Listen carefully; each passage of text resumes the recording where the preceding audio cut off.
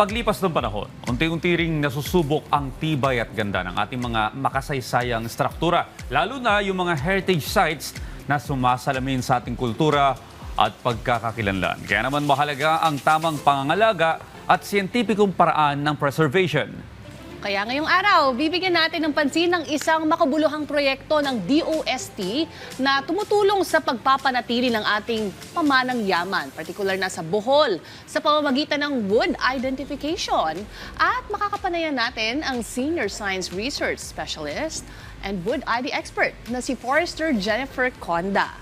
Magandang umaga po at welcome to Rise and Shine Pilipinas! Good morning!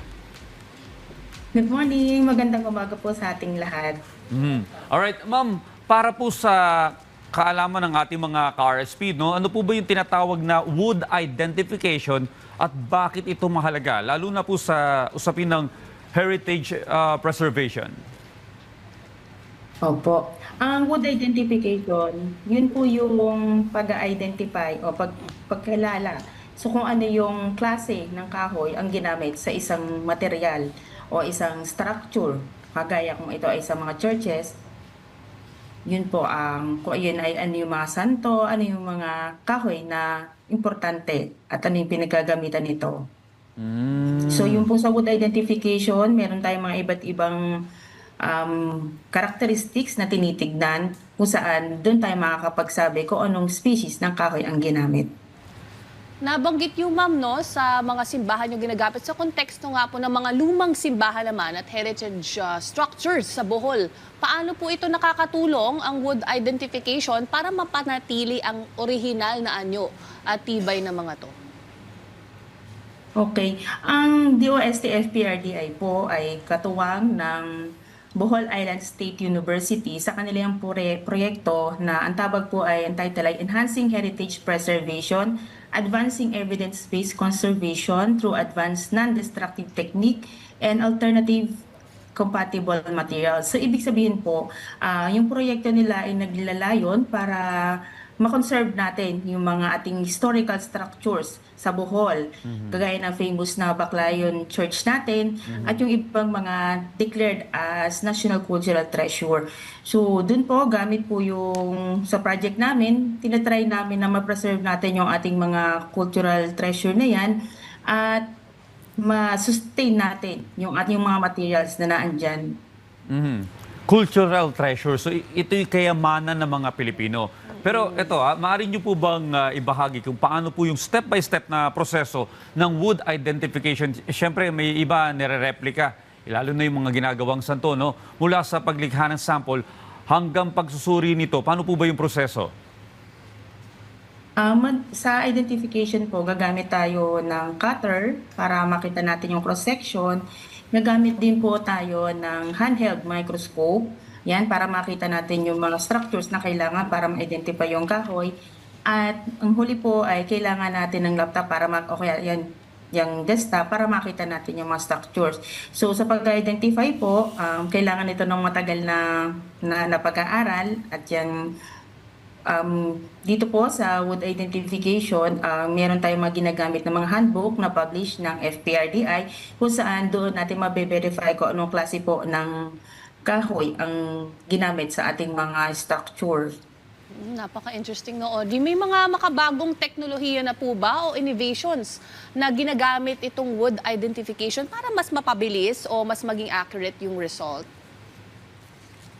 Opo, ngayon po ang FPRDI ay meron na po kaming proyekto na funded po ito ng DOST.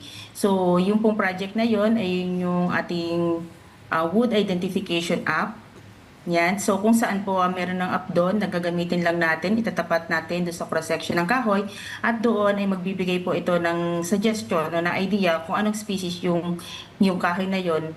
At doon po ay makakapag-suggest tayo kung ano yung possible na alternative materials na magagamit natin for replacement doon sa ating mga structural components ng mga heritage park at mga churches sa Bohol.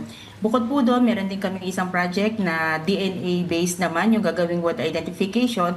So yung pong technique na to ay ginagamit just in case na hindi na natin magagamit yung more po anatomical characterization Kasi ayun na, halimbawa for example, maliit na masyado yung sample natin, so hindi na natin yung makikita yung mga importanteng detalye para malaman natin kung anong species ito. So ngayon po, kukuha na tayo ng DNA base. Parang sa tao po ba, mayroon tayong fingerprint. So ngayon po, dinidevelop na ng FPRDI yung fingerprinting na yon, ng ating database ng Philippine Timber, para mas accurate yung ating identifications, at sometimes ito po yung gagamitin na for filing legal cases ng mga law enforcement body natin. And also, meron na rin po kaming ini-start na way ng techniques ng identification, which is also non-destructive, para nga po dun sa mga wood samples, like yung mga santo sa ating mga cultural heritage, para hindi na natin to kailangan sirain, at para ma-preserve ang ating mga napaka-importanting cultural at valuable na assets ng Pilipinas. Yun po. Well, ang Pilipinas talaga mayaman sa mga cultural heritage. Hindi lang sa Bohol, ano? Marami It's marami pang mga probinsya. Para naman po doon sa mga LGUs o LGU o cultural groups na gustong makipag-collaborate sa DOST, FPRDI, paano po nila kayo maring makontak at ano yung mga programang maring nilang ma-avail? Okay, yung pong DOST FPRDI ay marami po kaming mga testing services, at isa na po dito ay ang wood identification services. Meron din po kaming herbarium services. So, kung marami pong technology na pwedeng i-transfer ang DOST FPRDI, kung kayo po ay interesado, pwede po kayong pumunta sa aming website sa fprdi.dost.gov.ph, or pwede din po kayong mag-email sa aming email ad sa dost@fprdi.gov.ph. Ayan, dami natin Alright. natutunan no, sa wood identification. Maraming salamat po, Ms. Forester Jennifer Conda, sa pagbabahagi ng inyong kaalaman. Mahalaga sa ating Maraming salamat, ma'am. Salamat po.